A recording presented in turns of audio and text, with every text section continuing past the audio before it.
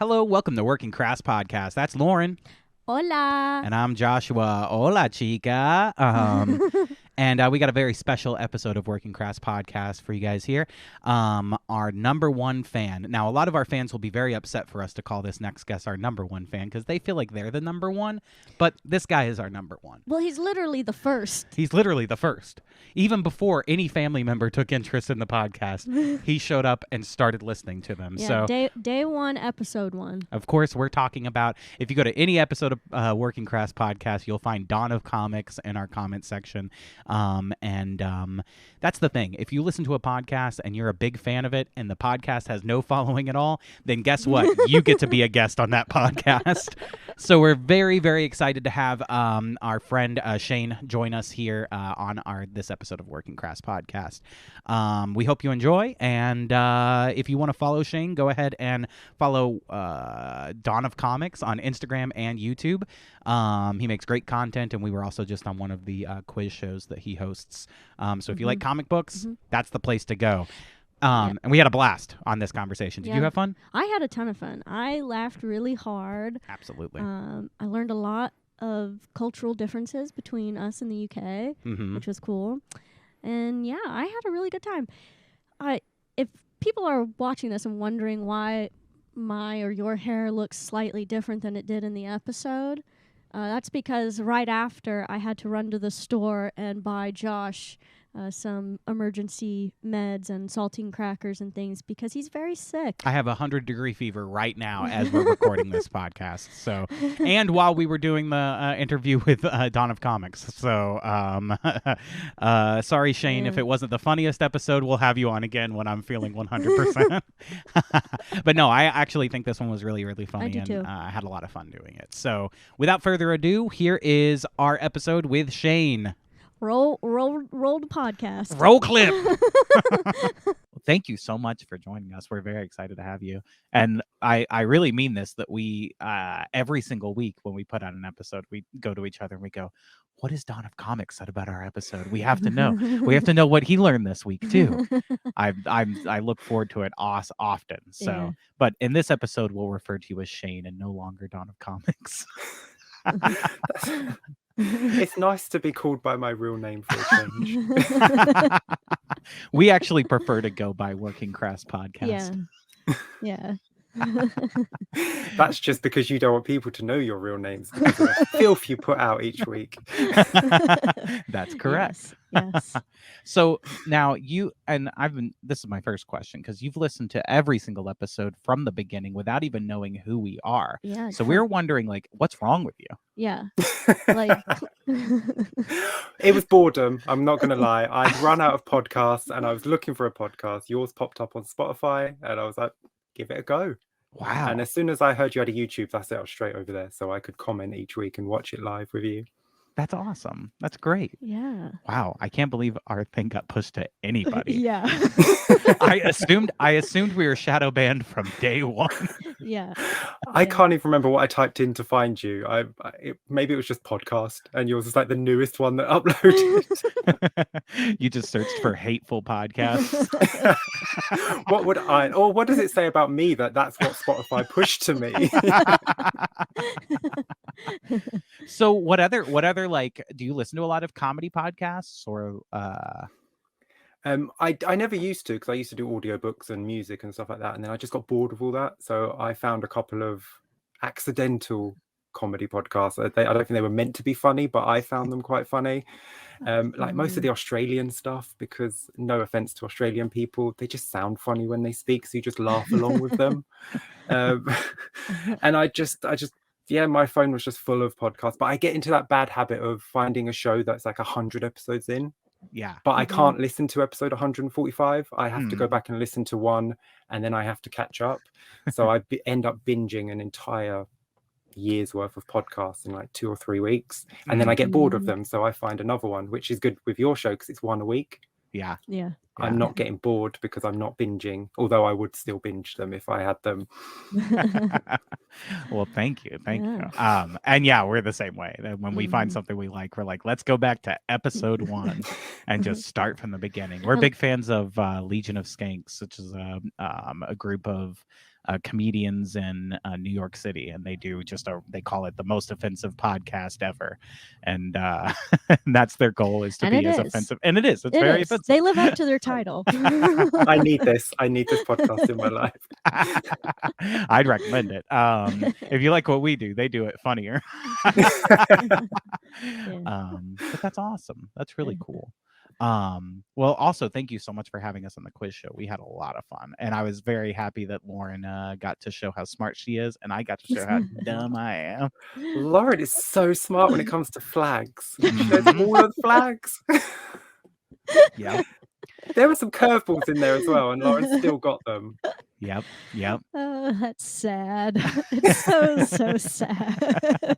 Sometimes I'll look over and she is on her phone looking at flags for different countries and quizzing herself. And that's not it sounds like a joke. That's not a joke. She really does this. No. She's looking at porn, and you look over and she quickly opens the other tag. She goes, "Oh yeah, no, I'm looking at flags. Just flags." Just flags, sweetheart. I have a folder on my computer called flags. With quotation I have marks one around of it. those. I don't think it has the L in it though. On mine. Oh man, that's great. Yeah, we play a lot of just like random quiz games or guessing games. Like we'll play like different versions of Wordle where you'll guess like what is it, like we'll play like the Framed, which is different pictures of movies, and we'll try to guess the movie, but then we'll get to one that is just flags, and I just give up. I just go, Lauren, this is all you. Yep. But if we do one for the Beatles, that's when I hop in and I go, this one's all me. Yeah. But yeah, well, thanks so much for joining us. I feel like I have so many questions for you, and I've forgotten them all now that we're here.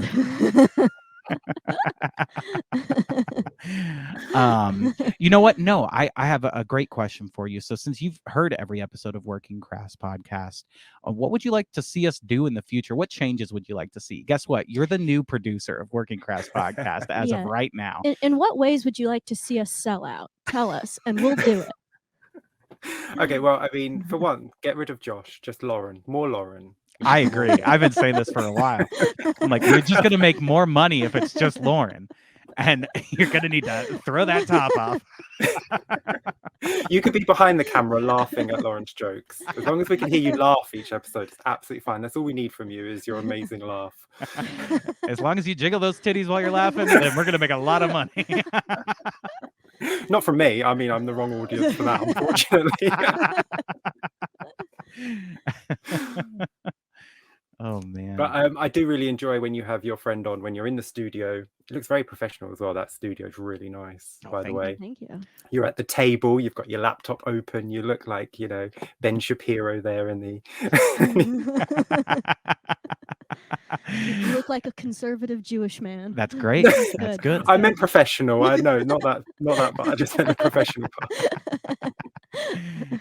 And the problem is none of them have even read the Bible. And I'm like, problem is I can't touch it without exploding, so sorry. Welcome to the Working Crass podcast. I'm Ben Shapiro.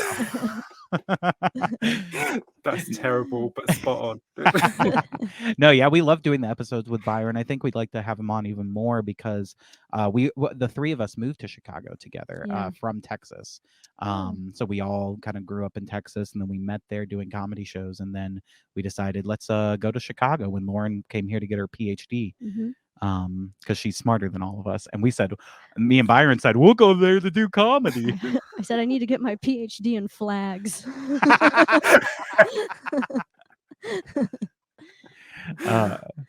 And then Byron and I were running comedy shows here for a long time, and Lauren would join us with setting everything up and helping us with all the tech stuff. Lauren likes to be behind the scenes. Lauren's a great writer. Yeah. I had to do some schmoozing to get her to be on a podcast with me. It took quite a bit of convincing.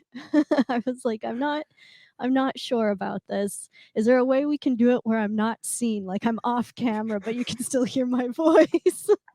And then we thought that was weird. So that would be it'd be funny, but it'd be really weird. Just Josh just looking over the camera like, did you hear me? Did you hear that joke? Does anyone else hear like a little Jewish lady? Oy vey. But I'm glad you did join, because the two of you together, like, you just work. It's great. And when Byron joins, you can tell the three of you have chemistry because you're just laughing nonstop. It's so much fun. Oh, well, thank you. Thank you. Yeah, That's good. That's good. I think most of it is Lauren and I going, Byron, don't say anything you're not supposed to say.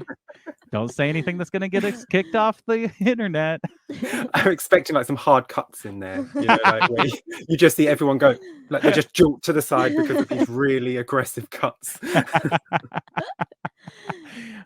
Byron's like, how come you never let me say, now back to the podcast.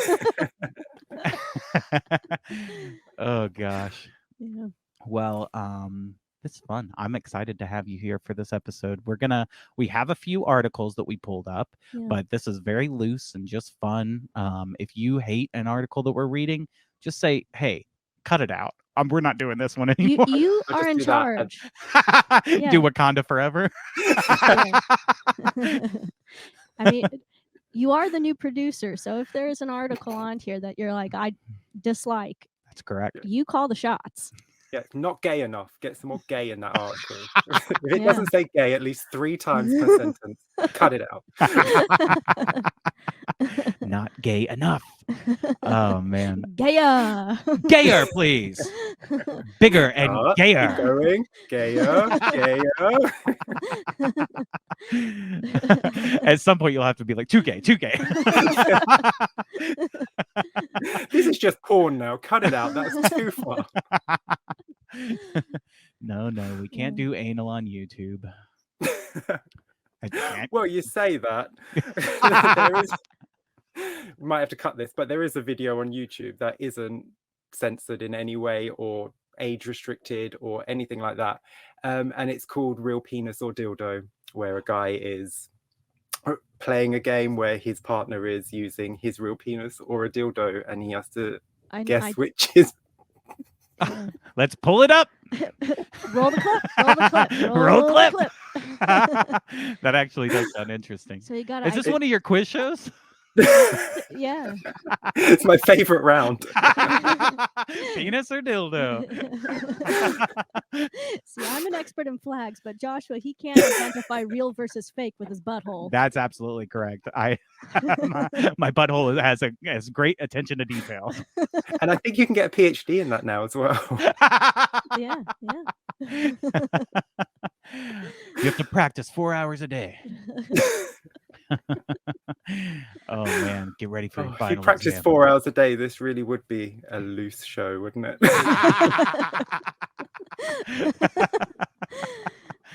Oh man. All right, cool. I'm sorry, I'm just bringing it down. We can edit that out. I'm so sorry. You're gonna be surprised by how little we added anything out on this podcast. It's all staying. All right, cool. I am gonna pull up our first article here though, and the first one I have is this one that I wanted to talk about last week with you, Lauren. But cool. Can you see this as well, Shane? I can, yes. Awesome. Sweet. Now, this one's very important. Here's why climate change is making air travel more dangerous, according to experts. It says U.S. airlines have made steady improvements in their overall accident rate, but turbulence continues to be a major cause of accidents and injuries, according to a 2021 NTSB report. You pulled this up just to freak yourself out. That's correct. I pulled this up to panic myself, okay? Because, Lauren, what is the one thing I'm the most afraid of in the Flying. world? Exactly. Flying. That's correct. Not the flying part, surely. It's the crashing and dying part That's you're afraid of. Absolutely correct. And when I'm in the plane, I can't tell the difference. I am sure 100% that we are going down this time, that this is the end. And I've never been a religious person, but when I'm on a plane, I'm saying my prayers. I'm going, this is it. This is the end. We're going down. Even if there's like a little turbulence, I can't stand it. So I figured I'd pull this up to try to convince Lauren that we don't need to fly anymore, that we could just take long road trips. I thought you were going to say to convince Lauren to be as afraid as I am on a plane. The pair of you are just screaming for the entire flight. Well, that too. That would be nice. It'd be nice to have someone to share my fear with, I think. Have you seen that video where there's like a flight attendant who duct taped a passenger like the passenger was out of control, so they duct taped them to their seat? No, I haven't. That's going to be us freaking out on a flight after we've like psyched ourselves into thinking every plane is crashing. We're going to have to be duct taped into our seats. Honestly, that might make me feel a little more comfortable. I've seen the video where they duct tape the wing back together before the flight takes off. Oh, good Lord. Oh man. Shane, have you had any like nightmare flight situations or anything like that? I have been on four airplanes in my entire life, and I didn't get on my first one till I was 33, I think, maybe 32, when I went to New York for my 5-year anniversary with my fiance. And I always told him I was never going to fly, but don't want to fly. There's no point in. I'm not scared of flying. Again, it's the falling and dying that I'm afraid of. And I was like, why risk it if you don't have to? And then he was like, because he knows how much I love America, he's like, how about I take you to New York? And I was like, fine. I was like, God, I have to now, don't I? So I think I got on the plane and I was like, it's 50-50. I'm going to make it or I'm not. So I had that mindset. I was like, I'll live or I'll die. And either way, it's going to happen. And it was really good. There was no turbulence. There was nothing. The plane landed like it landed on a pillow. The pilot was amazing. Oh, and man. I was just like, what a great first flight. That's awesome. Yeah. That's great. That's the ideal first flight. Yeah. I think some of my first flights were very similar. I've never left the United States, by the way. I've never been outside of the United States. Yeah. You have, though. I have. Where did you go?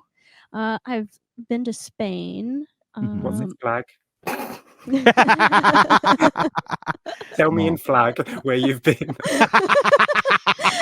Pull the flag. And what's the capital of Spain? Madrid. Madrid. Yeah. She's also very good at capitals. That too. Any place.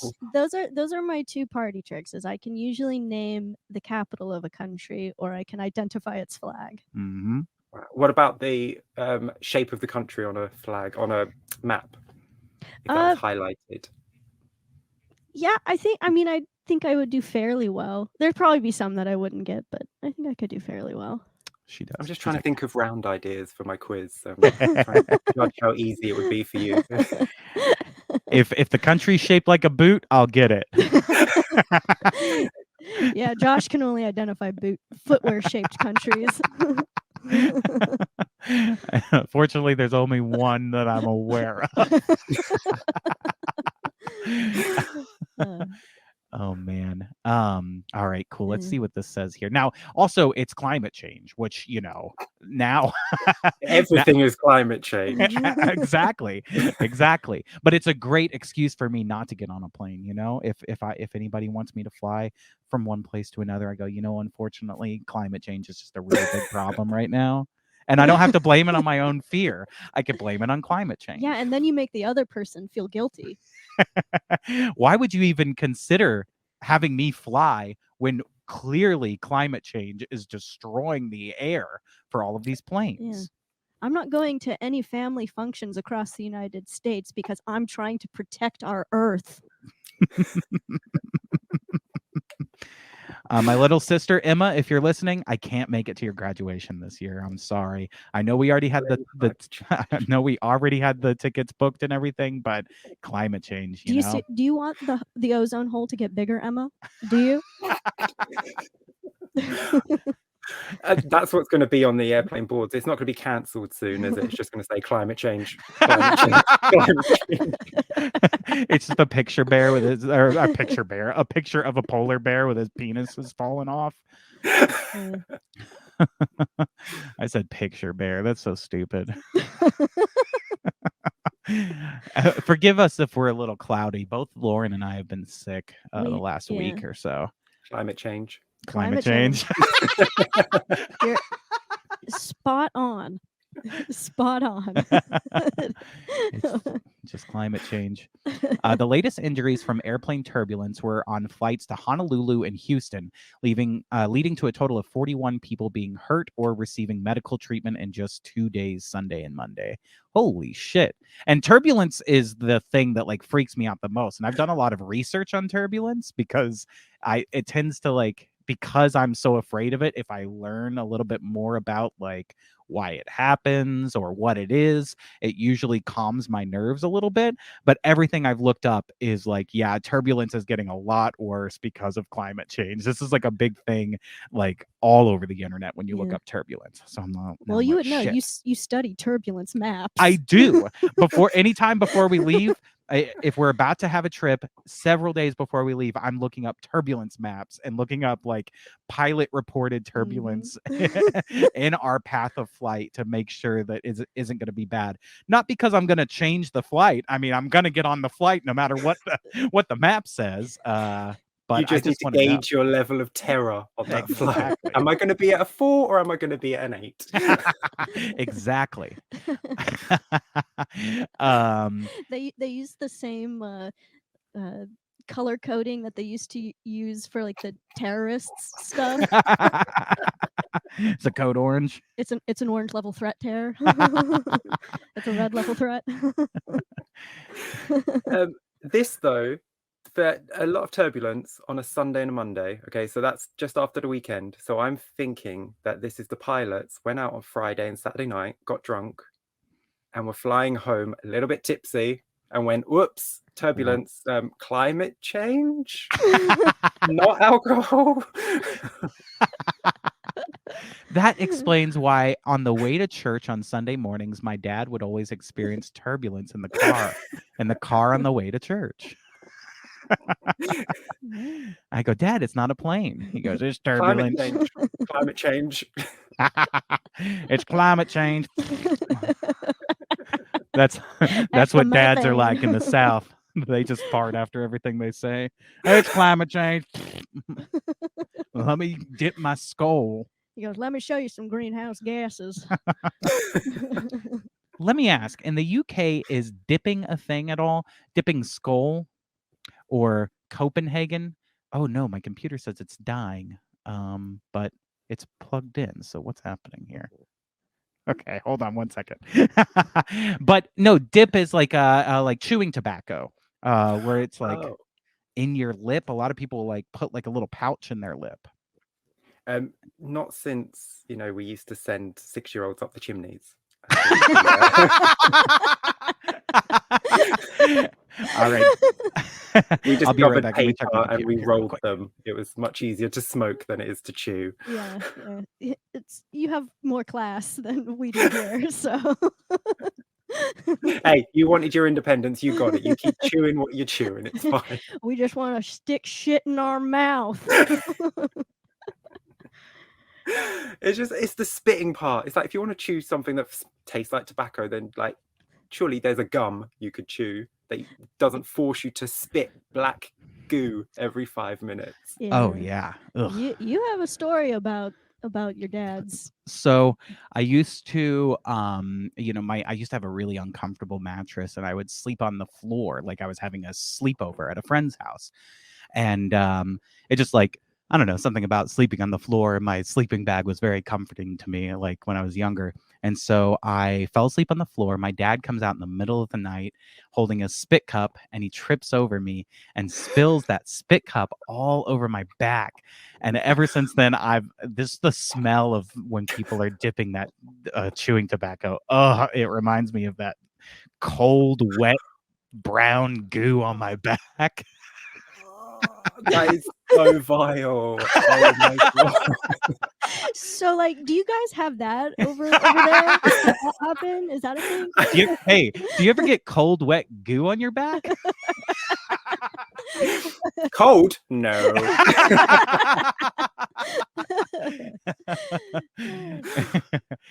Brown, never. Oh, man. All right. Anyway, let's move back over. Oh no, I clicked the wrong button here. There we go. I'm new to StreamYard, so forgive me. But StreamYard will kick us off by the end of this episode, right? They don't go through the recordings, do they? Thankfully not. Some of the stuff I've had to edit out of my quiz is ungodly. Federal agents planted at StreamYard who are currently listening in. This is comedy. Listen, we're promoting the climate change narrative, okay, folks? And I'm LGB, so you cannot cancel me. I am Absolutely. completely safe. This episode cannot go into the vault, okay? Yeah. This episode needs to stay public. Mm-hmm. And if it goes into the vault, it's a hate crime. Mm-hmm. I would agree with that. Yep. Are you willing to sue for us? 100%. Awesome. 100%. Okay. I will play my gay card as much as possible. That Do I have it if I cannot play it? Absolutely. Absolutely. that is a real friend and fan of the Working Crass podcast. If you need a good lawyer, my dad works at a law firm, but just so you know, you might get wet, warm, cold goo on your back. Ugh. Anyway, how common are turbulence related injuries? Here's what I can use to get out of taking flights here. The 2021 report showed that there were 111 turbulence related accidents between 2009 and 2018. Well, that's almost 10 years. 111 is kind of small for 10 years, that resulted in at least one serious injury. And even then, like a turbulence related accident that has like an injury, that usually means that the person, most passengers seriously injured are either out of their seats or seated with their seatbelts unfastened. I usually leave mine on pretty much all the time. This might be just because I'm in Texas or from Texas, but I'll hold the seatbelt like I'm on a bull, a mechanical bull, like when you kind of have your arm out to hold your balance. That's kind of what I'll do. I'll hold my seatbelt and pretend I'm on a mechanical bull, and I feel more comfortable immediately when there's turbulence. Well, you feel more at home. I feel more at home as a Texan, and I go, yeah.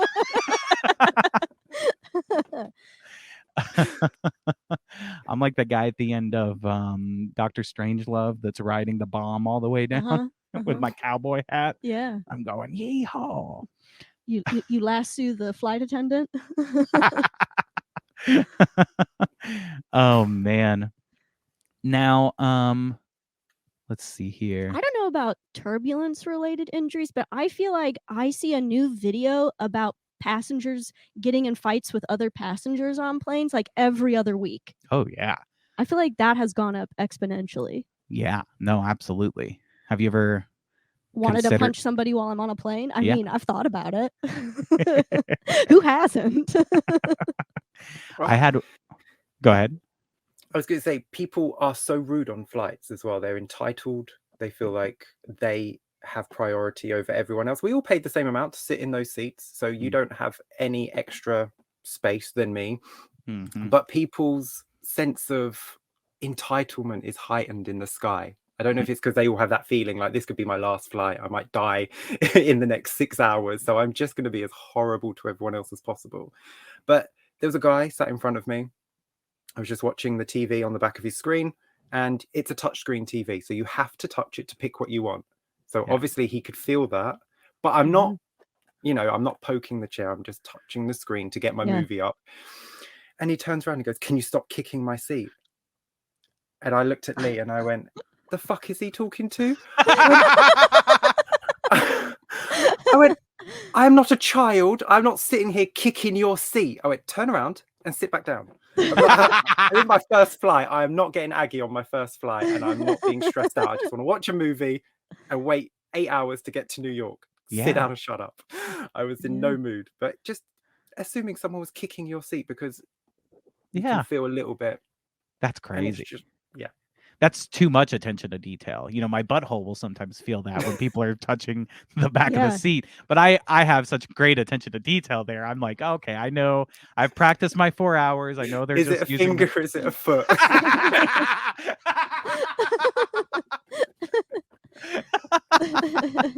I know the difference.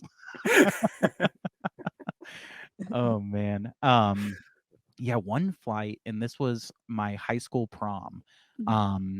And I was no. I'm sorry. The year after I graduated high school, I was dating a girl who was 1 year younger than me. She was still at the same school, so I went to her prom that year after. So I flew home from my college campus, and it was on one of those like really small, very few passenger planes with like a propeller at the front, and it's like jumping up and down. It was the rockiest flight, and I'm sitting next to this pregnant woman, and I kept thinking the whole time, I'm gonna vomit on this pregnant lady. I'm gonna have to throw up on this poor pregnant lady.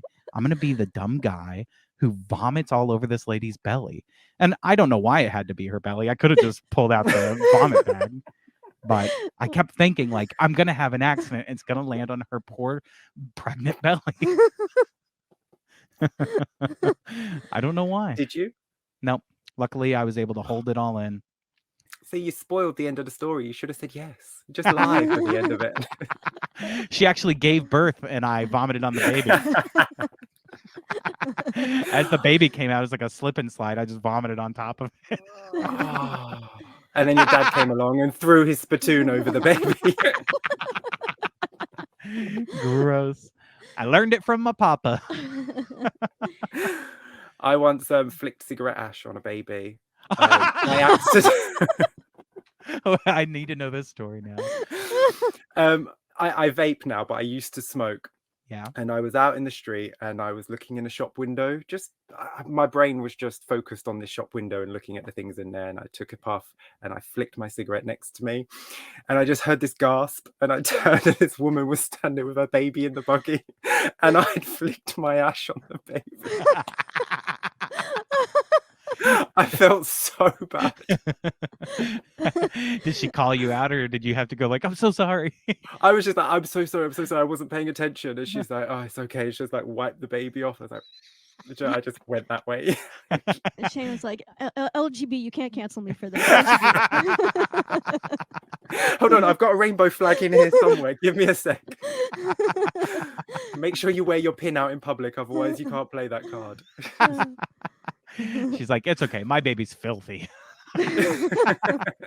He's like, it's okay. He goes, I put cigarette butts on him on the way out of the house. Oh, man. Well, let's see here. So I think I'm done with this climate change story. Yeah. I just wanted to talk about how scared I am to fly and how I now have a really good excuse to not have to fly anymore. So sorry, it's climate change. Sorry. Sorry, the weather's bad. Sorry, it's the ozone. There's like plastic in the ocean.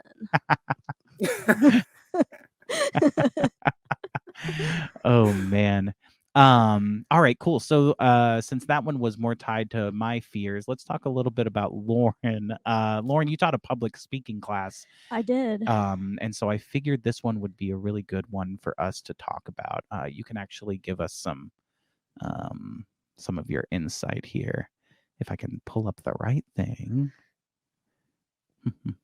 I did teach some public speaking courses to some college students who really could care less. So you really did, like, there was, I because I'm here with her, she would talk to me after these classes all the time, and they would do their self-introduction speech, which is just simply, tell me about you. What do you like? What are your hobbies? Mhm. And these kids would like come up to her and go like, what do I write about? She has to go, well, what do you like? And they go, I don't know. What do you think I should put? Like, I can't decide that for you. Is that, well, you can't. I mean, kids today, you go, what are you into? And they're like, I'm non-binary. No. What are you into? I'm non-binary. That's not a hobby. That's not a personality trait. What are you into? What do you like? I don't like Harry Potter anymore. I mean, that's a step in the right direction, I guess. We're getting there. No, you need to absolutely. teach public texting, not public speaking, to these children today. Oh, texting? Yeah, I like riding my bike. I like reading books. She's like, wait a minute. That's all I needed to say. Oh, I thought you meant in person. In person, just non-binary. That's it. Yeah. Well, online, I'm like into everything. I like Stranger Things. I see that. Well, I didn't do that, so that's where I went wrong. Yeah. Now I know. Now I know better. Know your audience. Man, you'd think as a public speaking teacher, I would have known that one, but That's always You're okay. something trying to to teach learn. normal people. You're too good. You're a good teacher. You need to be a 2023 teacher. That's what you need to be. Yeah. You need to be a little more progressive, Lauren. Yeah, Yeah. bigot. Yeah. Yeah. Yeah, you skank. All right, cool. This is eliminate these 11 phrases that make people question your credibility, says public speaking expert.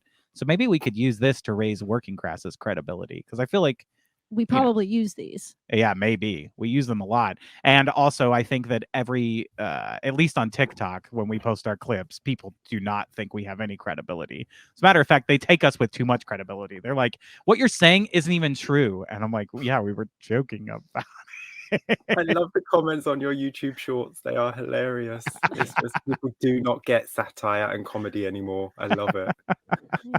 Yeah. We've gotten to the point where like we just can't read them because we're just sit there all day like, oh my God, are people this Well, you go stupid? through a cycle of first you're like really convinced that these people are dumb and they don't know what they're talking about and you were definitely funny, and then you start to second guess yourself and you're like, wait a minute, maybe I'm wrong, maybe I am an idiot. Yeah. Maybe these people online telling me I'm an idiot over and over and over again are true. The same 63 people on every video can't be wrong, can they? And then you They kind are of pull wrong, by out the of way. that and decide, nah, they're dumb. They're Yeah, dumb. That's what it is. That must be it. It must be. It's not us. Couldn't be us. It is the children who are wrong, not me. Yeah, no, it can be discouraging, but we've gotten to the point where we're just like, let's just ignore it. And also, I do think if we're getting a lot of hate, then maybe we're doing something right, because everything we enjoy seems to get a lot of hate. So Yeah. You're not allowed to enjoy anything anymore, are you? yeah, that's true. I mean, going back, like, I'm like, if we get as much hate as Harry Potter, I mean, Harry Potter's pretty big. I mean, it was pretty successful. I would say that was like one of the most successful franchises of all time. Yeah. Oh man. Anyway, that's the dream, is to get as much hate as Harry Potter. The dream used to be, when we started the podcast, it was we just want to make people laugh. And now I think I just want to make people cry. I want to make people Well, that's what makes me laugh, making people cry. So as long as I'm happy, I'm okay. Good, you're a bully like us. Oh boy. All right, let's see what these phrases we should avoid are. To build trust, avoid these 11 words and phrases that make people question your credibility and respect you less. Is the most common crutch word. It suggests that you're unprepared, lack confidence, or at loss of what to say next. I use a lot. I'm pretty bad at We all do. I think so. I think it's your brain setting you up for what you want to say next, isn't it? Definitely. I think there's also a difference. If you're doing something that's more impromptu, like what we do for our podcast, where nothing is planned in advance, we're literally doing it in the moment, it's okay to have a few filler words here and there. Like, I think that's fine. But if it is something that you should have been prepared for, like it's your TED Talk presentation and it's is every other word, that is a problem. Yeah. You're up there going, I work in a call center right now, and a lot of like there's rules for what you should say on the phone and like how you should provide customer service. And one of the things is those ums and uhs. If they are, I mean, we won't count off a point for you if you're like, if you just have an or an in there. But if most of the call is yeah, especially it's like someone goes, I can't log in, and you go, I can help out with that. Like the customer goes, who did I just call? What the fuck? Yeah, I want confidence on the other end of the line if I'm phoning for help. Absolutely. Like, I'm bleeding to death. Have you tried not bleeding to death? Yeah, you have your doctor doing open heart surgery, just kind of sitting over you going, is that meant to be in there? Where does this go? What step is next? What was that next step? Yeah, you don't want to show your doctor something and then their response is okay. Like, that's a bad sign. Bad sign. Let's see here. In all honesty, people use in all honesty or I'm not going to lie to you to convey sincerity, although it can be read as the opposite. The audience already knows that your intention is to tell the truth. Reiterating it will only make them question why they're trying to assure them of your honesty, why you're trying to assure them of your honesty. In all honesty, I think that that's stupid. That's my goal, is to just use all of these in our conversation here now. In all honesty, if our lips are moving, we are lying.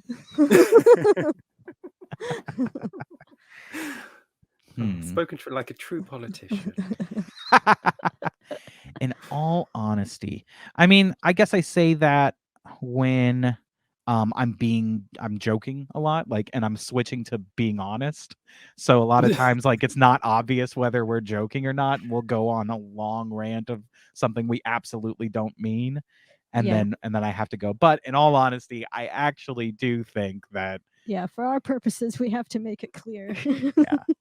We've Yeah. switched modes of conversation. I mean, in all honesty, my butthole isn't that sensitive, and I can't tell the difference between a foot and a finger.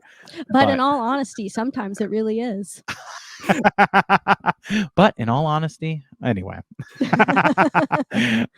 Moving on here. Let's see. I think this phrase makes you sound tentative and unsure of what you're saying. It's not a fact, but a thought. If you know you are presenting a well-researched argument, lead with confidence and conviction. I don't mind this in spoken situations, verbal situations. In writing, if I read one of my students' papers and they would craft an argument using a lot of I thinks and my opinions, etc., that would annoy me. Why? Because they're writing it, so obviously it's what they think, it's their opinions, it's their thoughts. It's just taking up extra space on the page. Got to get those word counts in. Got to get those words.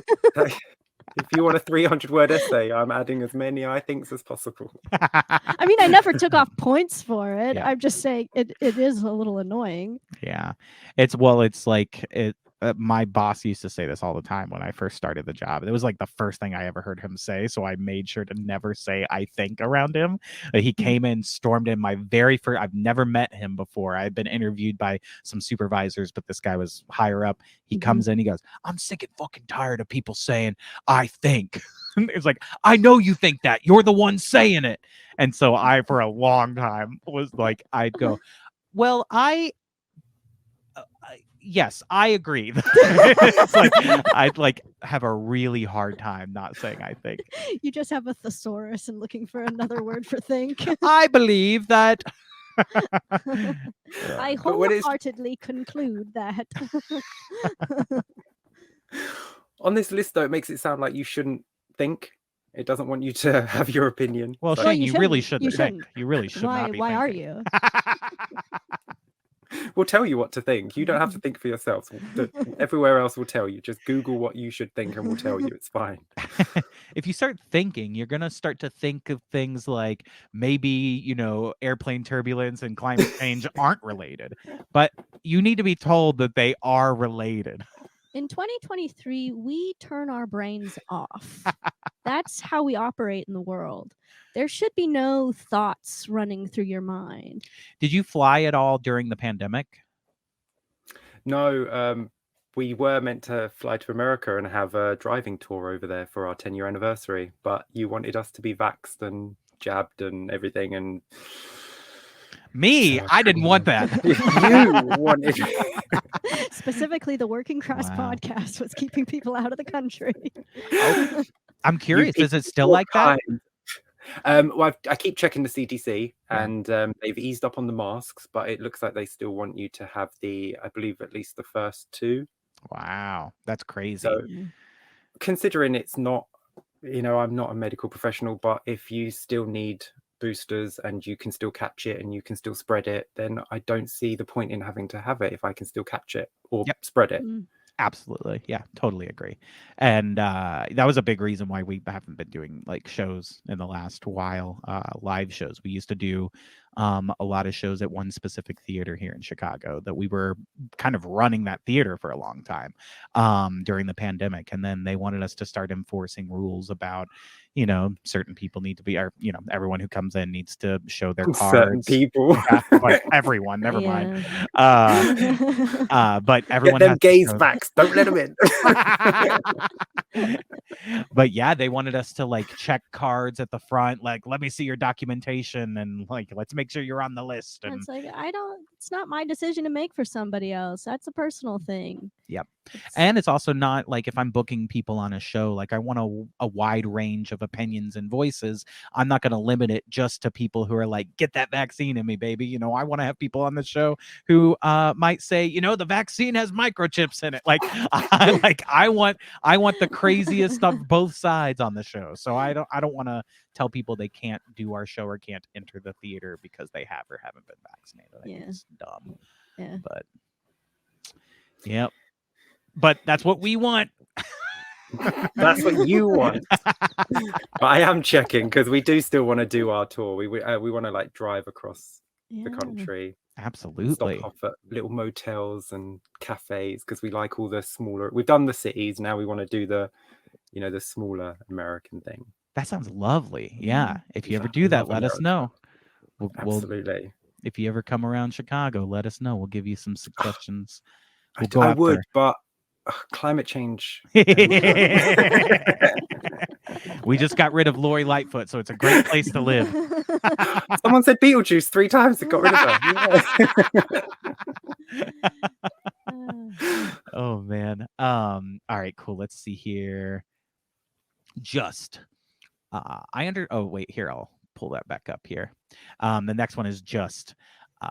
I guess sort of. We missed both. Here I am going. I think sort of just anyway, sort of is almost impossible to measure. It leaves your listener in limbo because it weakens the impact of your message. Another phrase that has the same effect is kind of. Do we say a lot of these? Do we say sort of and kind of a lot? Kind of. You know what? We kind of do. Again, they're like just getting into words now, just and like. These are just words. They're just saying now. Just I know. Stop talking, basically. By the end of it, it is just individual words. Zebra. You cannot say zebra. Don't say zebra. People will not take you seriously. But yeah, I'm gonna speed through some of these. Just like I'm no expert, but or in my opinion, which is kind of the same thing as I think. Flat Earth. Flat Earth. Wait, where do you see that one? Oh, I'm sorry. I was just adding to the list. I was looking. I thought it was there. Never say flat Earth. Oh man, they're like never say fat. Say large. Yeah. Say beautiful. Morbidly obese. It's not fat. It's beautiful. When it's on a woman. When it's on a man, it's gross. It's gross. Obviously, fat is binary. That's absolutely correct. It is funny how like quickly like some woke people on the internet will turn to like "you're ugly" as their comeback or their insult. It's like everyone needs to be accepted, but as soon as somebody disagrees, it's like "ugly bitch." Yep. Or I'll see people going you're fat and ugly, and it's like, oh, what happened to that body acceptance now? What happened to all that body positivity? I guess uglies are still fair game. Yeah. That's what we've learned. Is we can go after the ugly community. I mean, it was so much fun when we could go after the fats as well, because back in school when we had the one fat kid, because there was always only one. But he wasn't fat for long because, you'd bully him and chase him around the playground for a couple months. He wasn't fat anymore. So we did them a favor back then. But now you're not allowed to do that. So it's harder because you can't chase everyone in the classroom. Yeah. They're gotta all get a sheepdog and round them up. Yeah, here in America, it's the hard to get them classrooms, in the front everybody's- door. They get yeah. stuck. You get two of them going in at the same time. Yeah, You're gonna have to push them through. yeah. I mean, American classrooms, all the kids are just looking at each other, trying to figure out, of all of us, which one is the fat kid, because we're all about the same size and shape. Most of them are just looking around the classroom going, which one of these kids can I eat? When's lunch? The vegan. Always eat the vegan. Grass-fed. Healthiest. Me hungry. Is it lunch yet? It's 3 minutes past 9, Jacob. Sit down. You literally just walked in the door. You can't burn off half a calorie before lunch. Jesus. Oh man. All right. Let's see what else do we have here for these words that we're not allowed to say. Because I got a whole list of words we're not allowed to say, but I haven't seen them yet on this list. Well, it's not words you're not allowed to say. It's words that will make you lose credibility. Oh, that makes sense. What if I don't care about my credibility? Then say them all, baby. Say them all. I'll try. Anyway, I'll try. I'm sorry, but, or did that make sense? I'll be honest, a lot of these I do use because they're all kind of like qualifiers. They're all, you want to let people know like, oh, I'm no expert, but this is what I've read, or, in my opinion, this isn't what everyone thinks, but this is just what I think. I understand the point of using these, and when I hear other people use them, I don't immediately go like, "You fucking idiot! Where I don't believe anything you say." Yeah. And you're not credible. Yeah. No, you're right. And sometimes I feel like you use some of those as humility. Yeah. As a way to not be overly arrogant about what you think. Absolutely. Well, humility is dead. That I agree with.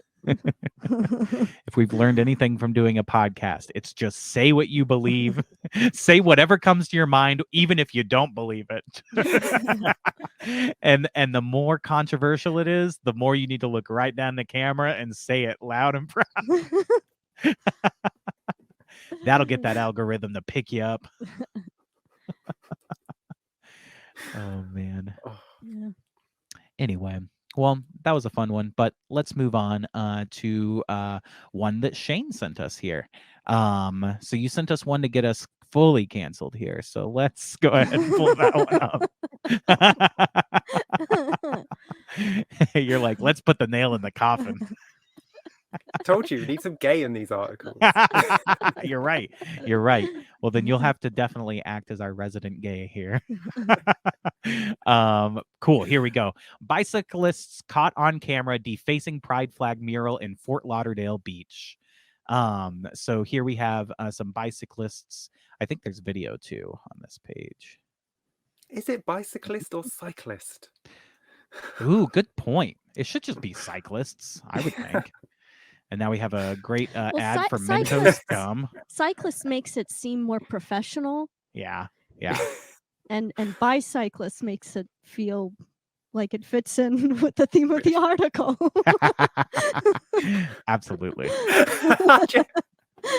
These are bicyclists, and they're then they're allowed. They are totally allowed. They're absolutely allowed. If they're bicyclists, then absolutely.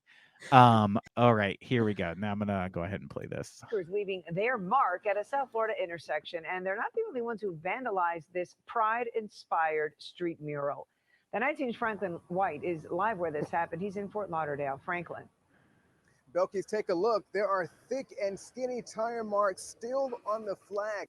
Now, question. Now, do you have your gaydar here today? Is this reporter gay?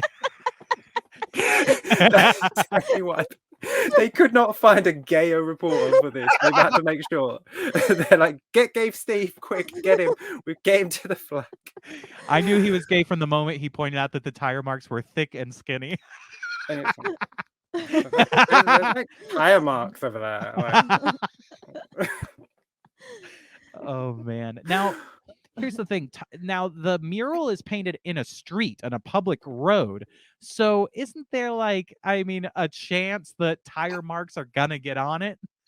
exactly. This is a trap. This was clearly a trap. This was more obvious than Star Wars. This was a trap. They put this on the road where cars are driving over it. Of course it's going to get dirty. Of course it's going to get marks on it.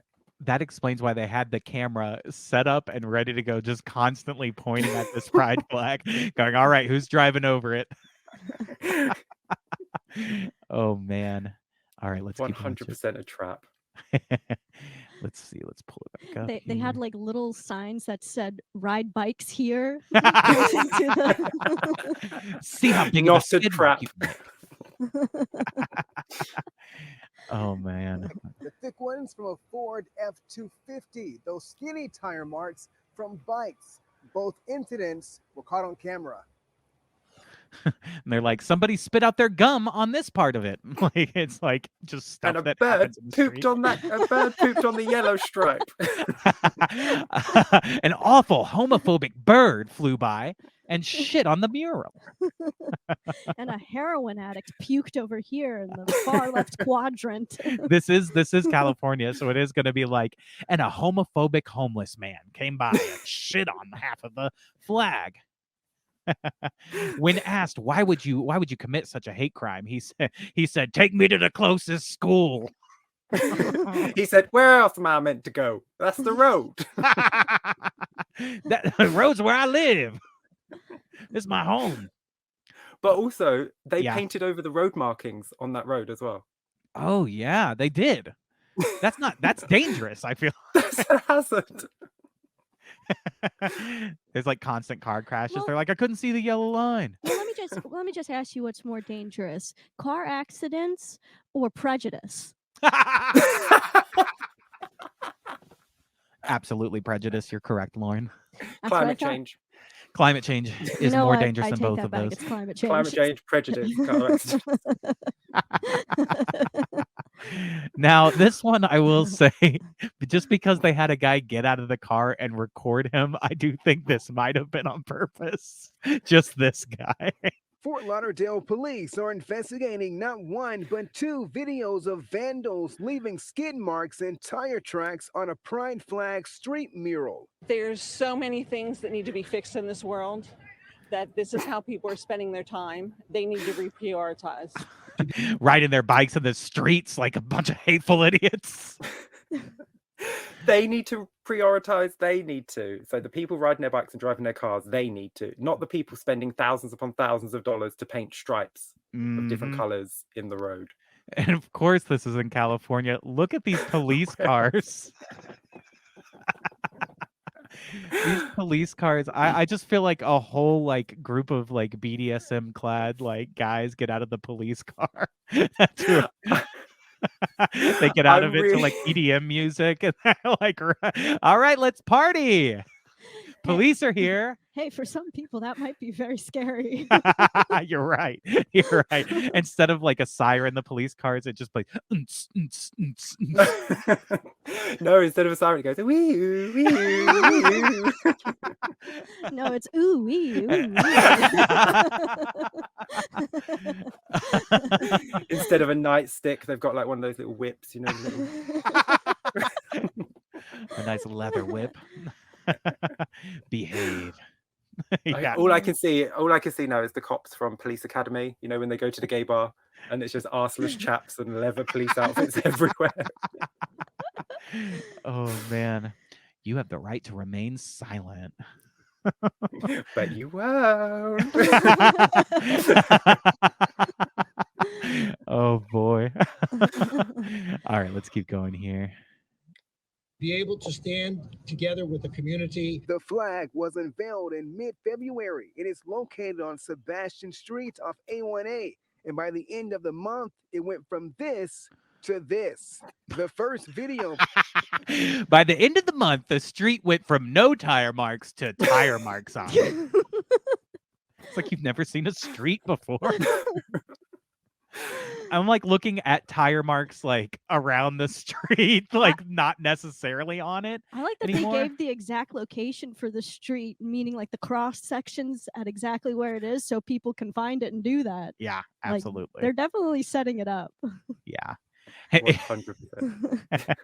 And the pride flag will be open for desecration from 8 a.m. to 8 p.m. every single day. Cameras are rolling. The kids on the bikes were even recording themselves doing it as well, which is even funnier. They're just like, yeah, look, go on, do a skid on the gay flag, do it. Yeah, that'll show them gays. Now, is it bad that every time I hear skid mark, I think of underwear? No, I think the same thing. Okay. Maybe I was like, is that just a Texas thing or is that an everywhere thing? It's got to be an everywhere thing. It is. You're like, yes, we're not idiots. We know what skid marks are. We call them pomegranates. No, we don't. We would have believed anything you told us. We would have started calling it that from now on. It would have been like a great joke. Like, did you know? Oh, man.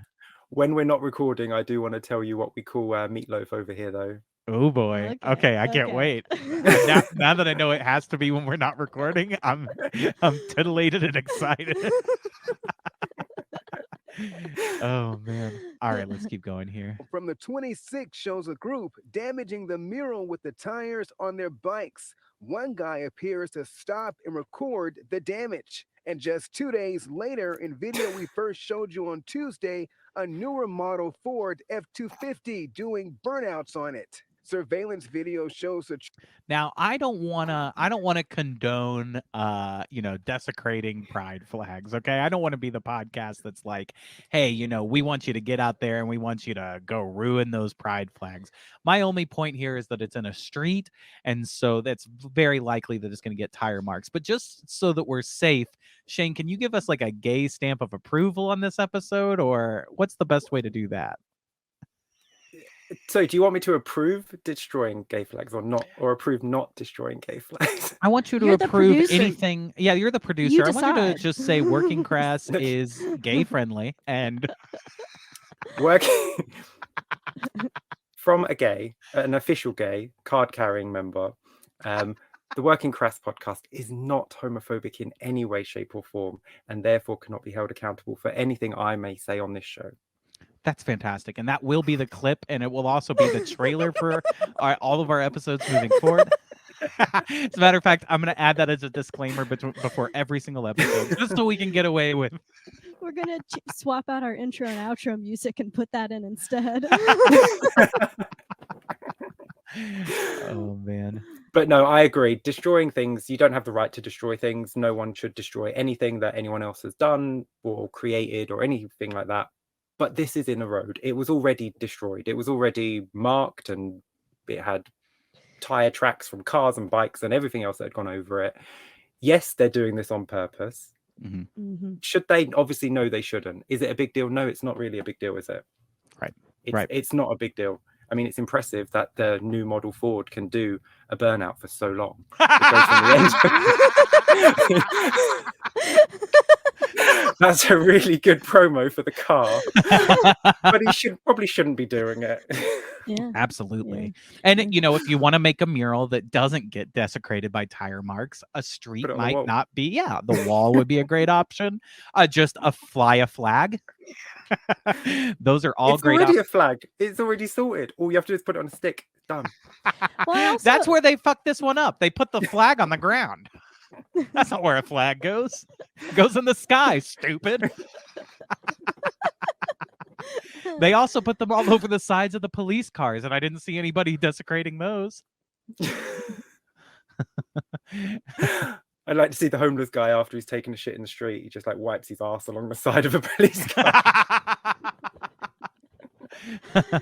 Which we also don't condone. No, not at all. And I'd like to make a statement here that Working Crass Podcast loves the police. No, I'm just joking. The only pro-police podcast. Oh, man. I bet there's probably another pro-police. We're I'm probably sure not the there's only. quite a few. I wonder if we went looking for like a police. I wonder if there's any like police officers that started their own podcast in secret like we do, and they don't put their names on it because they don't want to get taken off the force. But they get out there, they're like, I was arresting this guy the other day. He didn't comply. So I shot him in the head. and they just laugh. I would listen to that. I mean, it'd be sad, but it'd be funny. And you can't deny Don't it. resist arrest. You can't deny it wouldn't be interesting. Absolutely. That's funny. Oh, God. All right, let's see here. Let's keep going. Truck's passenger get out and film the driver in the act doing the damage. Is he in a towel? He's yeah. They just had a day out at the beach. Well, we spent the morning at a picnic at the beach, and then we tire tracked the pride flag on the street. Then we went home and we had hot dogs. A man in a bath towel took footage for us. He works. That's the reporter who works for the news we just saw. That's why they didn't show him from chest down. He's in a bath towel or a People beach visiting towel. the area and seeing the marks are disappointed. Why would somebody make the effort to scuff up somebody else's life? I like how he like got his lines wrong. They were like, all you need to say is, why would somebody make an effort to scuff up someone's life? It'll be a catchy little thing. And he's like, why would someone make the effort? They're like, let's take that again, sir. But he goes, life. Did he air quote life? Nobody's stopping them from living their life, and they shouldn't stop somebody else. Fort Lauderdale's mayor. Wait. Nobody. How is it? Yeah, how is that stopping someone from living their life? I didn't stop living my life. Somebody from having a clean mural. I didn't read that article and go, I'm going to have to stop living my life now because a new model Ford has done a burnout across this flag. Exactly. The one in the road. It's like, that's so strange to me. It's like the argument of like, you disagree with me, so you think I don't exist. You're arguing that I don't exist. It's like, that makes no sense to me. It's like, how could I possibly disagree with you if you don't exist? It's like, no, Sandra, I just said the world isn't flat. I didn't say I don't want you to exist. I just disagree with your opinion. You're trying to erase me. You're trying to erase me. And I just feel like gay people are tougher and they can just handle some like skid marks on a mural. They'll be fine. We've had to handle a lot worse, trust me. Like growing up in the 90s, like you had to just get on with it. You know, you had bullied, like you just got on with life. You know, I'm not playing the victim. People were bullied for loads of things at school, but you just got on with it. But it got to this point in 2000s, mid 2000s to late 2000s and the early teens, no one cared that you were gay. And that's exactly what we wanted. You know, we got to the point where we wanted to be ignored like everyone else on the planet. That's all we wanted. And then the T's and the Q's went, I don't like being ignored and now I want to be celebrated. And you've ruined everything. You've ruined it for the rest of us. We did all the hardships and now you can play the victim and moan.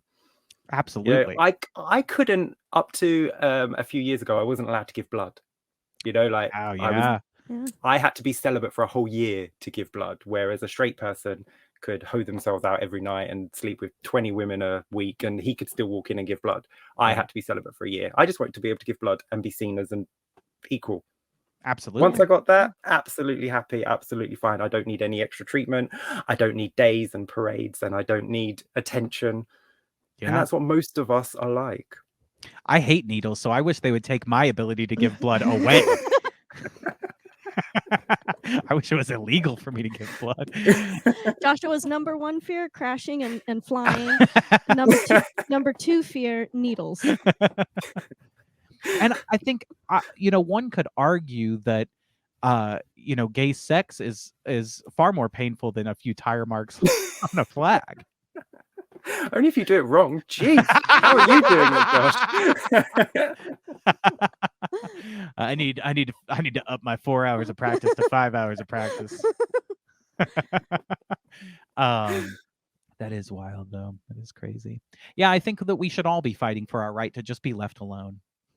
Yeah, exactly. You just want to walk down the street and you want someone to just look past you. I don't mean that in a negative way. I mean, when you don't see people because you're with someone. So you're having a conversation, you don't stop to go, oi, straighty, look at them, look at that straight couple over there. Breeders, we don't do that, do you?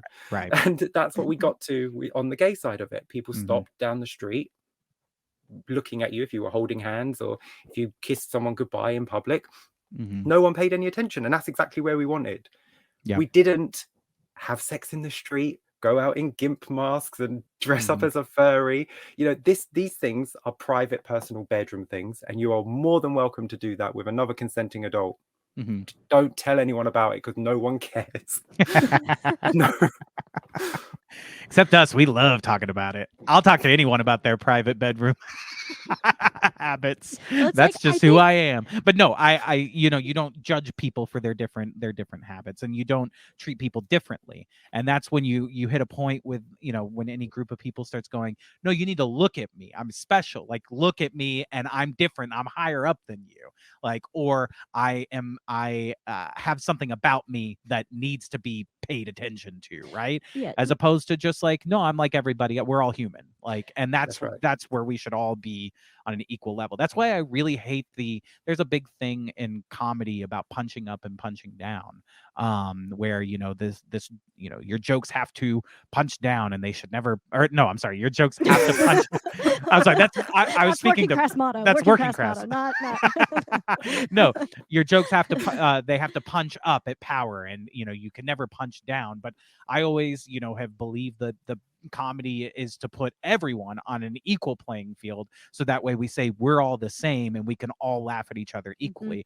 That's why I've seen plenty of comedy shows or like roast shows where people who are disabled or in wheelchairs are front row hoping to God they get made fun of like everybody else, because that's like the only room where they're not accommodated to constantly and they're actually treated like everybody else. And it's the only time that when we can all just be honest and laugh at ourselves. And I think that's like a positive thing. So I always disagree with people when they say, you can't punch down, you can't punch, you have to punch up. And I'm just like, you can punch whoever you'd like. Punch across.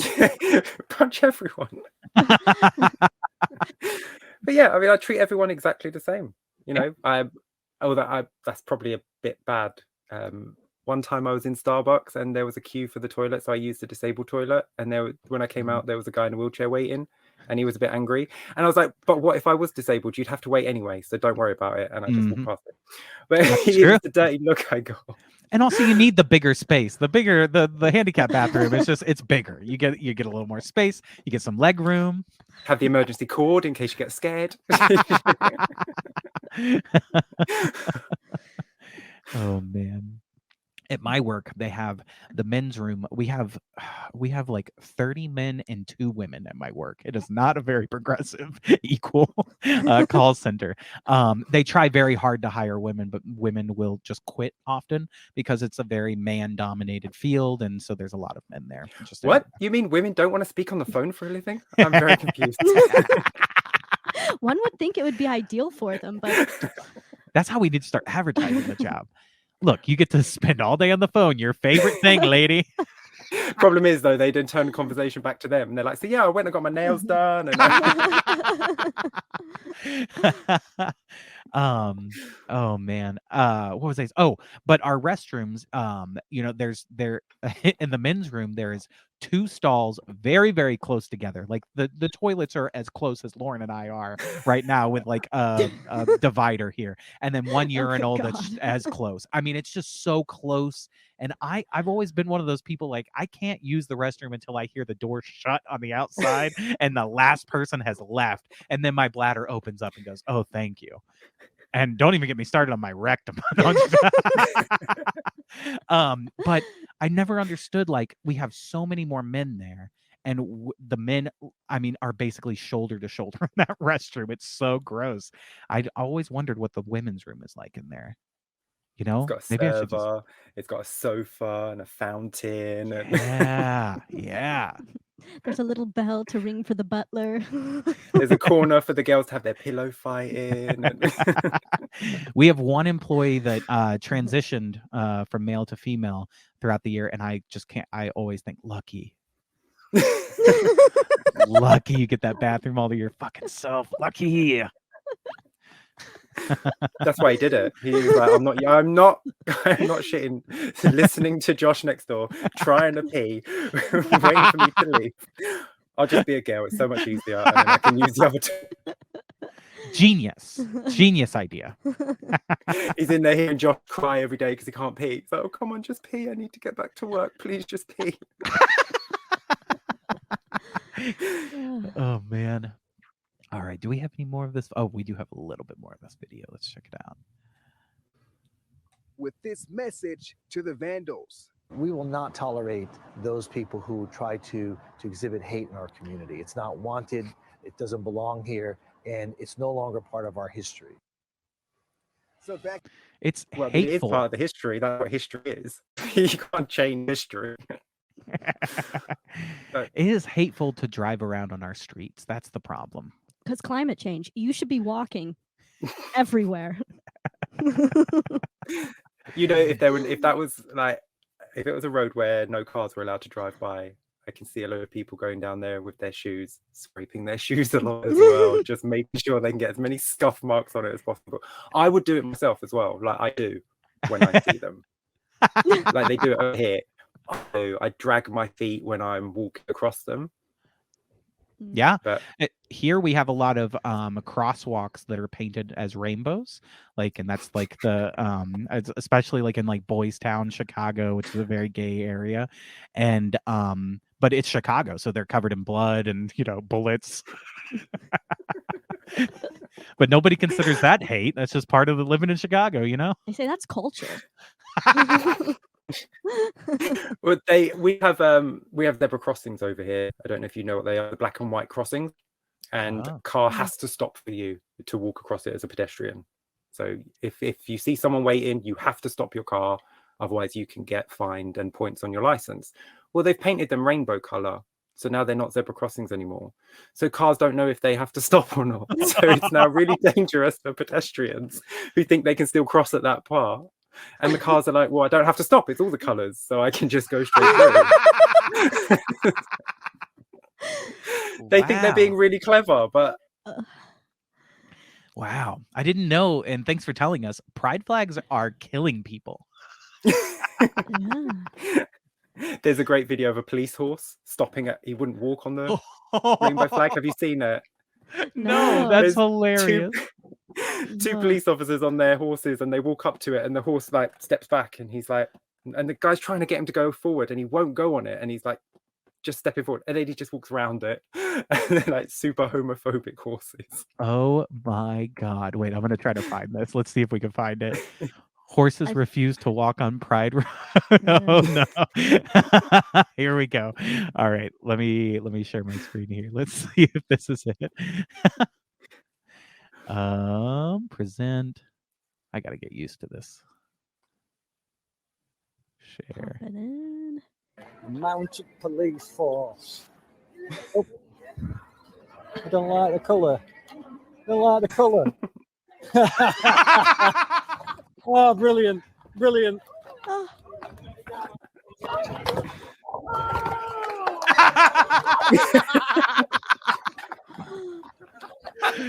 Oh my goodness. That is so That's funny. wild.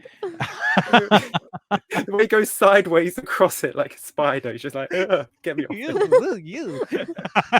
They do look disgusting. It's so sticky. Oh man. Yeah, they do look disgusted. Oh, those poor horses. That's wild. Oh, now man. play my favorite horse video where they're just sleeping and farting. Oh my God. Okay, let me find that. That's what the show has turned into today. That's what our episode is going to be called, is horse videos. I think it's called Horses Sleeping Peacefully and Farting. Oh, yeah. that sounds so adorable. All right, let's see here. Whoops. You don't know how often I watch this video. She- Almost as often she as I does. look up flags. Every episode before we start an episode of Working Crass, we pick the articles that we're going to go through. And Lauren goes, "This week, the horse is farting?" And I go, "No, not this week. Maybe we'll find it. Today's the day." Finally. These farting horses. All right, let's see here.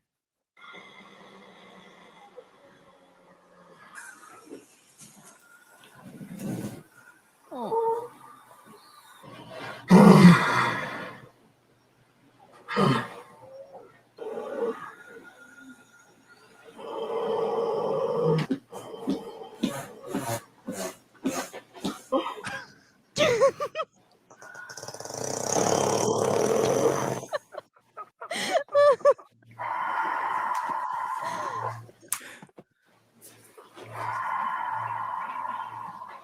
I like how they have to like roll it out of them, you know, when you just had like a big meal and you're like, "Oh God, my gut hurts," and then it comes out. They're just so relaxed and comfortable. That is so adorable. Those are the cutest farts I've ever seen. Oh, it's as cute as that panda that sneezes and scares his mum. I love that too. Oh man. Oh. Well, this has been a blast, and I think we should wrap it up with one final story. How does that sound, Shane? Awesome. Awesome, cool. It wouldn't be an episode of Working Crass if we didn't do an Am I the Asshole, right? So, let's do a quick Am I the Asshole here. Let me get that pulled up here. I'm using a lot of my ums and uhs, a lot of my no words on this episode. Part of it because I'm so sick. I'm sitting here like I'm gonna vomit. We've both been so sick. Lauren was sick all week long, and I was powering through. I hosted the at work we do a award show every year. I didn't host this year, but I like do a lot of the planning and the organization. I've hosted the last 4 years, and they were like, "Hey, you have to help us do all of our planning and everything because you're the best at doing it." So. And I could not get sick. I had to be there for the event. So Lauren is sick, and I've been taking vitamins. I've been taking vitamin C. I've been like taking care of my immune system. Like I'm gonna power through it. And I had a few moments this week where I was like, I think I'm getting sick, but I'm powering through it. And then as soon as that event was over, I come home and it all just hits me. It's like, all right, you pushed it off as long as you could, but now you're sick. So I've been coughing and just feeling like crap all day. But I feel very, very happy to have you on, Shane. And this has been an absolute pleasure to have you on our episode. So thank you for joining us. Yeah.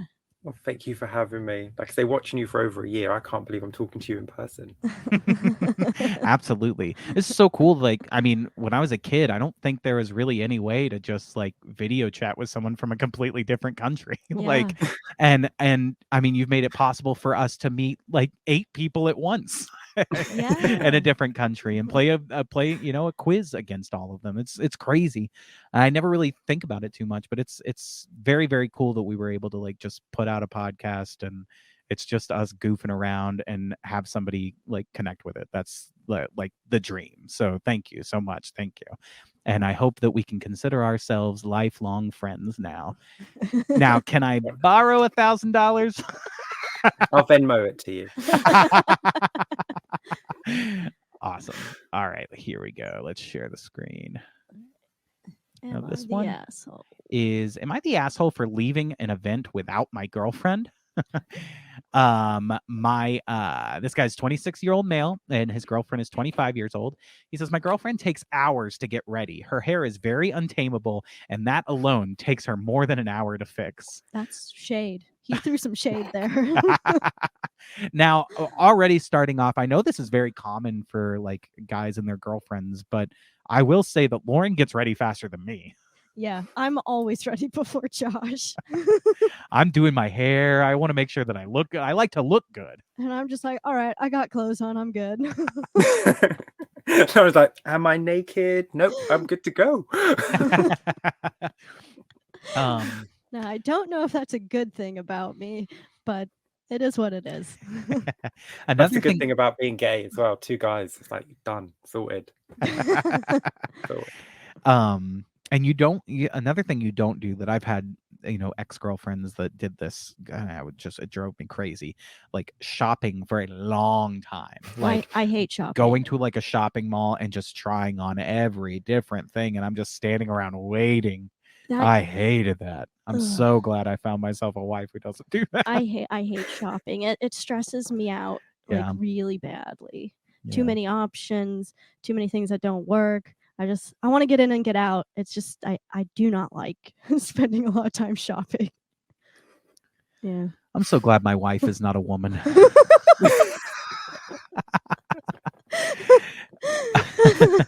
All right. It says, yesterday we went to a friend's surprise 30th birthday party who I've known my entire life.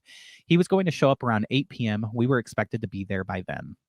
Even though I repeatedly asked her to start getting dressed hours before the event, she still somehow only started curling her hair at 7:30. A lot of shade being thrown around. Yeah. Even though I gave her absolute common sense, she's still a moron.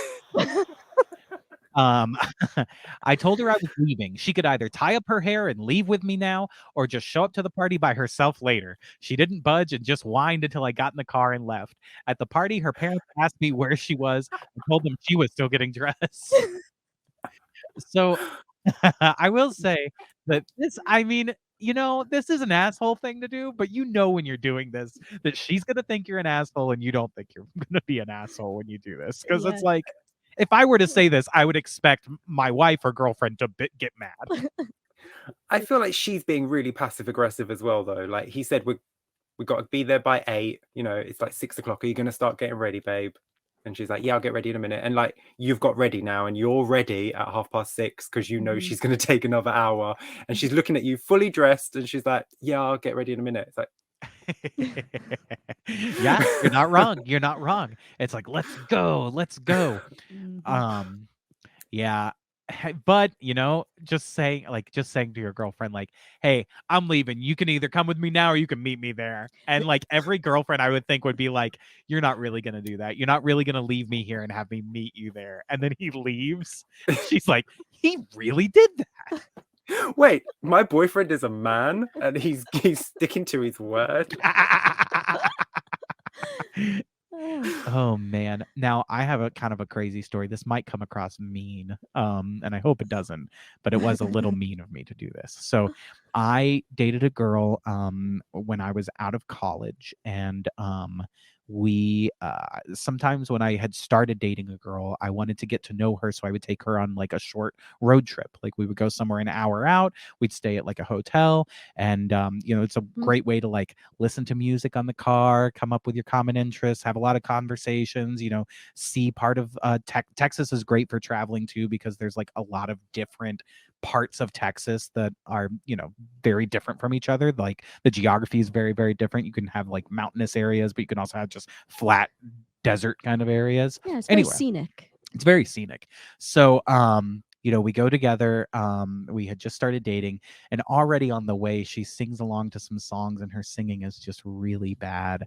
And as someone who majored in music, it just bothered me. It just drove me nuts. And but that's not enough for me to not want to date someone. That's fine. So we go visit my college campus. And I had a lot of friends. They were throwing a party, so I bring her along to the party. And she immediately, 5 minutes into the party, I mean 5 minutes, gets so drunk that she vomits in their sink. I mean, she got drunk so fast. I've never seen anyone get drunk this fast, and vomits in my friend's sink. And she's like, I have to leave. And I'm like, I've only been here 5 minutes. I haven't seen any of my friends in so long. So we go out to my car and I go, hey, let's go ahead and, recline your seat, take some rest. Here's some water. I'm going to go back into the party. You hang out here. And she hung out in the car while I went inside to the party. And I feel a lot of shame for this today. I would never do this to my current wife because she at least has some pitch when she sings. So she knows how to sing a little bit. Now, if Lauren was completely tone deaf, I might leave her in a car. I would assume Lauren knows how to get out of a car, though. So that's true. And this girl did know how to get out of the car. It's not like I locked her in there. But she's in a town that she's never been in before, and she's in a parking lot in a car alone while her boyfriend has left to go party with his friends. And then I come back to the car finally. She goes, "Oh, thank God you're finally back." I was like, "Yeah, hey, so me and some friends are going to McDonald's. Do you want me to pick up anything for you?" So That's thoughtful. yeah, I thought so. Yeah. No, looking back, that's like the most asshole-ish thing I think I've ever done. I feel so bad about that looking back at it. But if she had just learned to sing, then Well, you started off on a bad note, literally. But then her not being able to stay with you at the party because she got drunk way too fast. Mhm. Yeah, that. But looking back, I was selfish because I just wanted to hang out with my friends, and I should have said, "No, we're gonna leave. We'll go back to the hotel. You're clearly sick." But that's just not the kind of guy I was back then. Oh no, I think you definitely were selfish. I wasn't suggesting otherwise. I was just saying that it's understandable why you were irritated with her. I don't ever want to suggest that I was always the great guy I am today, because boy, today I'm a great man. But back then I was a selfish idiot. I did a lot of dumb things. I can testify. Josh has never left me in any cars to go party. Oh man. Anyway, let's keep going for this Am I the Asshole? The surprise was fantastic. Everyone was having a good time, and my girlfriend shows up at 8:30. On the way home, she called me immature, not only for leaving her, but also for telling her parents she was late because she was getting dressed. According to her, as a couple, we are a team, and instead of nagging her to get dressed faster and complaining to her parents, I should have just patiently waited and told everyone we were late because of traffic. It sounds incredibly stupid to me, but I wanted a second opinion. Was I the asshole? Ooh, so I actually think only because of this last paragraph here that I kind of think the girlfriend is the asshole. She wants him to just lie to her parents. And he's supposed to just wait while she gets ready, no matter how long it takes her, even though it was a surprise party. So he wanted to be there for the surprise. Absolutely. This wasn't just an event you can rock up to at any time. Mm. And he wanted to celebrate. I also kind of don't understand her reasoning that because they're a couple, they're a team. Should he have been helping her get dressed then? Yeah. Like, But, what is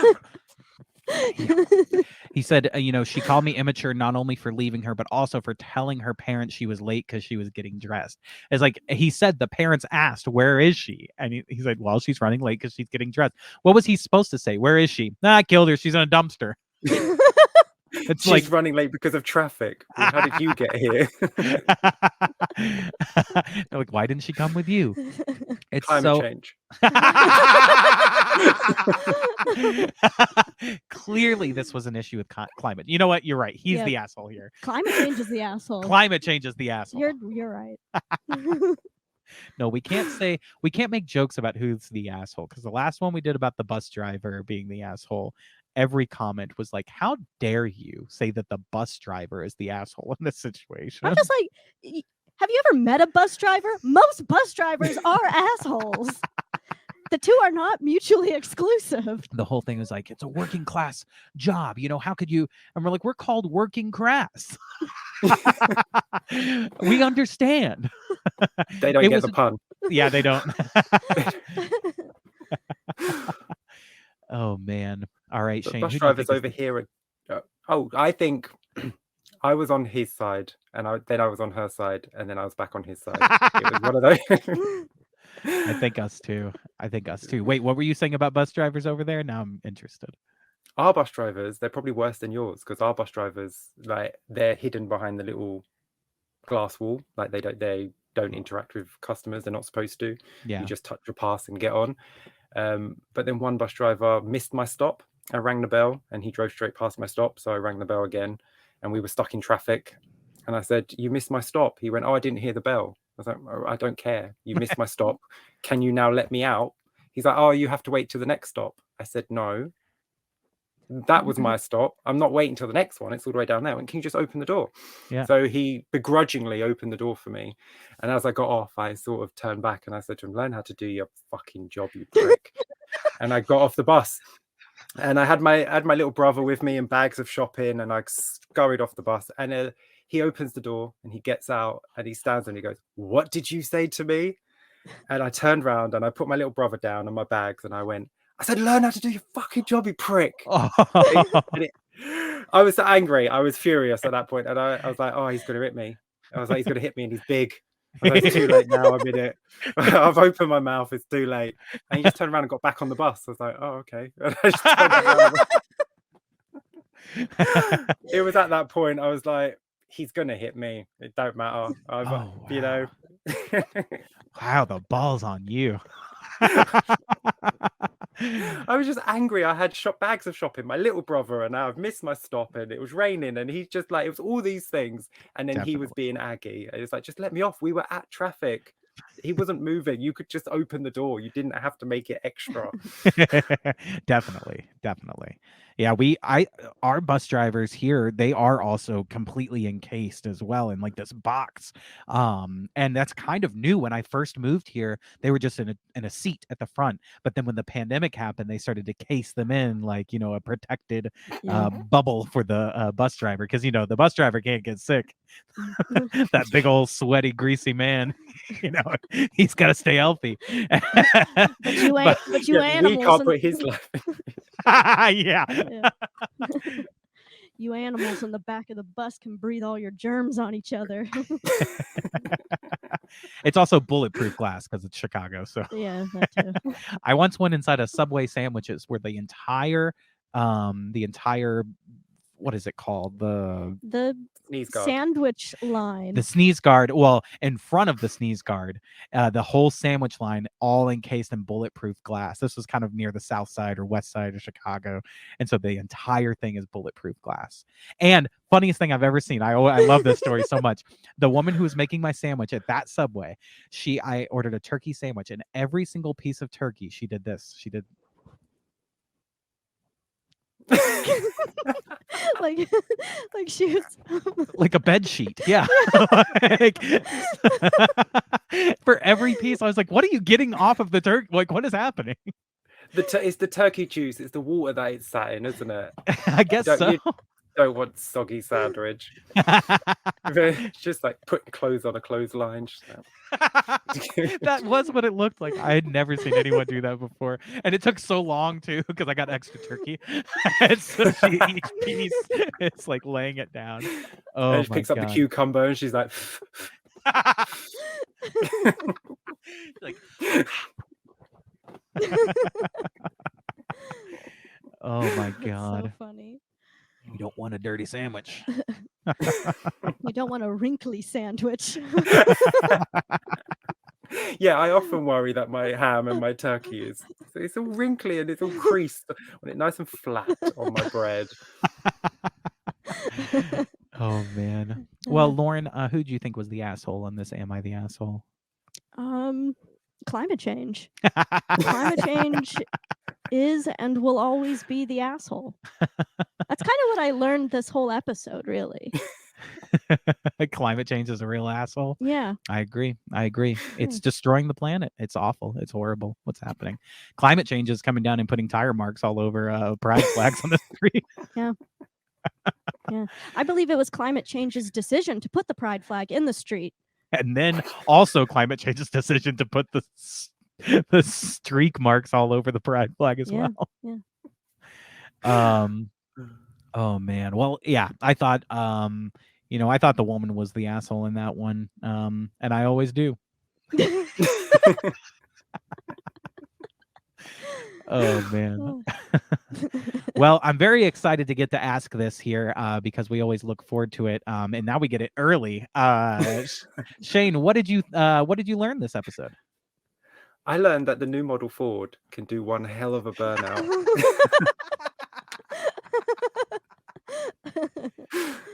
Oh man, that's great. Lauren, what about you? I said I learned that climate change is always the asshole. Nice. You gave us a what did you learn and am I the asshole? Yeah, mine was a 2-for-1. I learned how to tell the difference between a finger and a foot in my butt. Which is very important.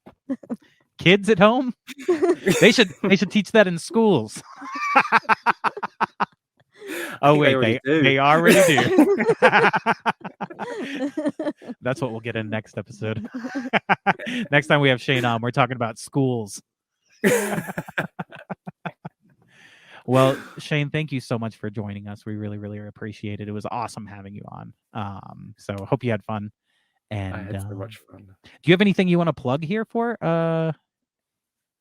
Plug? Oh, well, obviously I have the quiz that you guested on. Did a general knowledge quiz we did, because I normally do a comic book quiz, because if you haven't guessed by my backdrop here, I'm a little bit of a nerd. So I host a comic quiz once a month, and I just wanted to mix it up with a general knowledge edition. And you two came on and smashed it. One of you smashed it. The other participated. Happy to participate. Well, that's awesome. Yeah, go. If you're listening, go follow Shane at Dawn of Comics on Instagram and YouTube. Right? Is that correct? Yes. Yeah, Dawn of Comics everywhere. Grab that name straight away. Absolutely. We grabbed Working Crass, and maybe it existed somewhere else, but they've stopped using that since we started the podcast. So you've intimidated them out of business. There can be only one. When we started the podcast, we started it and I looked it up, couldn't find anybody else called Working Crass. Then we're a couple episodes in, and there was like a small group of guys from the UK who had started a podcast right at the same time as us, called Working Crass. Which is why, I don't know, I guess because we're a pun at working class, that's why maybe we're pushed in the UK a little bit, because working class and class isn't as big of a thing in the US as it is in the UK. I feel like conversations around class are much bigger in the UK.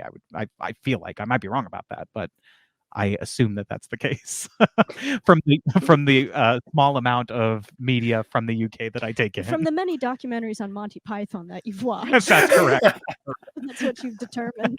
That's correct. Well, they joke about class all the time. So it must be that all they talk about in the UK is class. And the weather. And they all do silly walks. Oh, man. Working Crass, you can follow at Working Crass Pod on Instagram and YouTube and TikTok if you want to go leave us some nice comments to combat the mean ones. But again, thank you so much for joining us, Shane, and thanks for listening, everybody. Yeah. And goodbye. Bye.